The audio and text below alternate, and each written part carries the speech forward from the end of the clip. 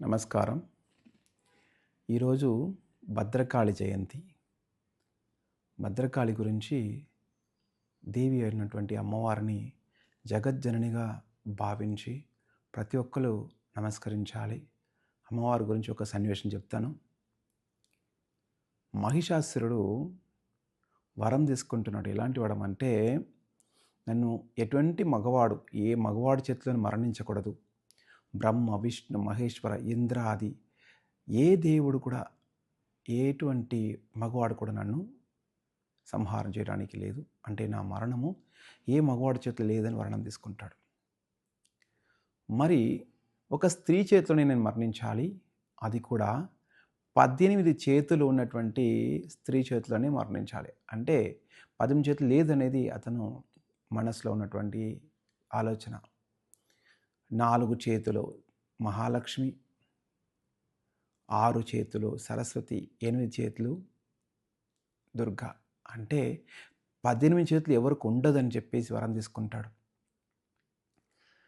అమ్మవారు మహాలక్ష్మి, మహాకాళి, మహాసరస్వతి ముగ్గురు కలిసి 18 చేతులతో అవతారం తీసి అతన్ని సంహారం చేస్తుంది. ప్రతి చేతిలో అతన్ని సంహరించి త్రిశూలంతో అతని ప్రాణాన్ని తీసేటప్పుడు త్రిశూలము శరీరంలో దిగుతుంది. శరీరంలో త్రిశూలాన్ని సంహారం చేస్తుంది. అమ్మా అంటున్నాడు. అంటే 2 చేతులు చేడుకొని అమ్మా అంటున్నాడు. అంటే ఆ త్రిశూలం దిగేటప్పుడు 2 చేతులు జోడించి ఉన్నాడు. ఏంటబ్బా అంటే అడుగుతుంది అమ్మవారు. అంటే అసురుడు స్త్రీ కులాన్ని కష్టం పెట్టినవాడు. ప్రతి ఒక్కరు కూడా ఎప్పుడు అసురుడు మరణిస్తాడు అనుకునేటువంటి అసురుడు. ప్రతి ఒక్కరు తపస్సు చేశారు, ఎలాగైనా సంహరించి అసురు. అటువంటి వాడు అమ్మ అని పిలవంగానే ఆ మనసులో కరిగిపోయి ఏంటి అని అడుగుతుంది. అది అమ్మ గుణం. మహిషాసురుడు అడుగుతున్నాడు, అమ్మ స్త్రీ వంశాన్ని సంహారం చేయాలనుకున్నాను. ఎందుకంటే నా ప్రాణాన్ని స్త్రీ తీస్తుంది కాబట్టి స్త్రీలందరినీ చంపేద్దాం అనుకున్నాను.